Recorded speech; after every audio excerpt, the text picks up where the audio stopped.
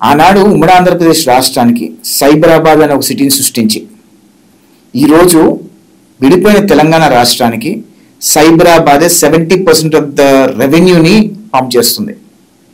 చంద్రబాబు నాయుడు ఆ రోజు వేసిన సీడు ఈరోజు తెలంగాణ యావత్ తెలంగాణకి అన్నం పెడుతుంది సైబరాబాద్, రైట్? అలానే ఆంధ్రప్రదేశ్ రాష్ట్రంలో కూడా క్వాంటమ్ వ్యాలీ అనే ఒక ఇనిషియేటివ్ తీసుకొచ్చారు. సైబరాబాద్ కంటే 100 రెట్లు బెటర్ ఇనిషియేటివ్, 100 రెట్లు మోర్ పవర్ఫుల్ ఇనిషియేటివ్. దాని ఫలితాలు వచ్చే 15 సంవత్సరాల్లో చూస్తారు. ఆంధ్రప్రదేశ్ రాష్ట్ర రూపురేఖలు ఎలా ఉంటాయి. మళ్ళీ ఇంకొక పాయింట్ కూడా చెప్తా, it's India's quantum valley, it's not Andhra Pradesh quantum valley, it's India's quantum valley. So this is going to be mega hit project and Andhra Pradesh రాష్ట్ర ప్రజలందరూ కూడా దీని ఫలితాలు ఒక 15 సంవత్సరాల్లో చూడబోతున్నారు.